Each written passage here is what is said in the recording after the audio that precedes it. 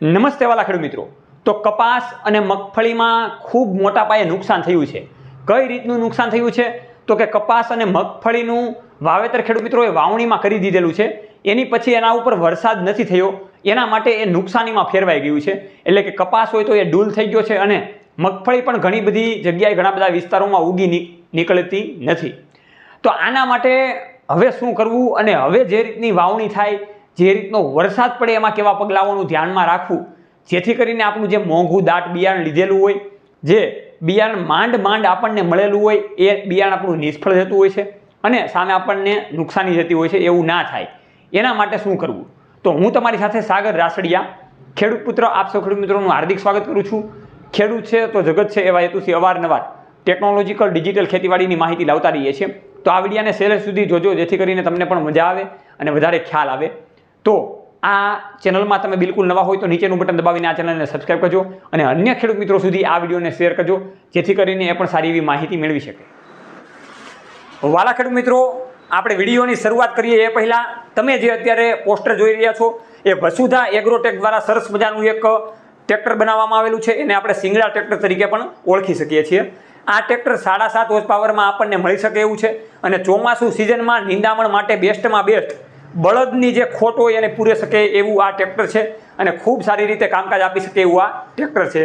તો આ ટ્રેક્ટરની વધારે માહિતી મેળવવા માટે નીચેનો જે કંપનીનો કોન્ટેક્ટ નંબર છે એમાં તમે ડાયરેક્ટ કોન્ટેક્ટ કરીને માહિતી મેળવી શકો છો કે આ ટ્રેક્ટર ક્યાંથી મળશે અને કઈ રીતના આમાં સિસ્ટમ આવે છે। વરસાદ તો આવ્યો પણ એની સાથે કપાસ અને મગફળીના વાવેતર ફેલ થયા। તો આવો ઘણા બધા ખેડૂત મિત્રોને પ્રશ્ન ઊભો થયેલો છે કે જ્યાં સૌરાષ્ટ્રના અમુક વિસ્તારમાં સારો એવો વરસાદ પડેલો હતો અને ખેડૂત મિત્રોએ હોશે ઉમંગે વાવણી કરી દીધેલી હતી, કેમ કે ગામ બારા પાણી વી ગયા હોય એટલે ખેડૂત મિત્રોને એવું હોય કે ભાઈ આપણે વાવણી કરી દઈએ તો સારું રહે। તો ઘણા બધા ખેડૂત મિત્રોએ વાવણી કરી દીધેલી હતી અને આ વાવણીની અંદર 7 થી 8 દિવસ સુધી વરસાદ ના આવવાને કારણે જે ખેડૂત મિત્રોને નુકસાન થયું હોય એ નુકસાન વધારે થયું છે। એમાં કઈ રીતનું નુકસાન થયું એની આપણે વાતચીત કરીએ। તો વધારે વરસાદ ના પડવાને કારણે જે કપાસ અને મગફળી વાવેલા હતા એ ડૂલ થયા છે, એટલે કે કપાસમાં પણ સુરસુરિયા થઈ ગયા છે અને ઘણી બધી એવી જાતની મગફળી છે એમાં પણ નુકસાન થયેલું છે। તો ખેડૂત મિત્રો, હવે જે વાવણી થાય એમાં કેવા વરસાદને ધ્યાનમાં લઈને વાવણી કરવી જોઈએ। તો જ્યારે 1-2 દિવસ સતત વરસાદ પડે અને વરસાદનું જે માળખું છે, જે વાતાવરણનું જે માળખું છે એકદમ સક્રિય થાય અને બંધાય ત્યારે જ વાવણી કરવી, જેથી કરીને આપણું જે બિયારણ છે નુકસાનીમાં ના જાય। કેમ કે ઘણા બધા સતત 3 દિવસથી ખેડૂત મિત્રોના એવા પ્રશ્નો છે કે અમારે આ વિસ્તારમાં વાવણી કરવાથી પાક ફેલ ગયો છે, ઉગી નીકળ્યું નથી, તો એવા બધા પ્રશ્નો રહી શકે છે।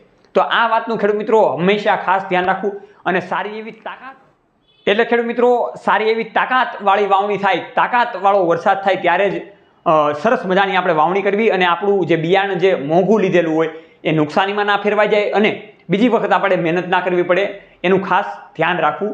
તો આ રીતની ખેડૂત મિત્રો વાતચીત કરવાની હતી અને હજી વરસાદ પાછળ ખેંચાય એવા હવામાન વિભાગના ડેટા અનુસાર જાણવા મળી રહ્યું છે, ઘણા બધા આગાહીકારોના દ્વારા જાણવા મળી રહ્યું છે, એટલે કે આ મહિનાના એન્ડિંગમાં વરસાદની શરૂઆત થાય એવી માહિતી ક્યાંક ને ક્યાંક મળી રહેલી છે।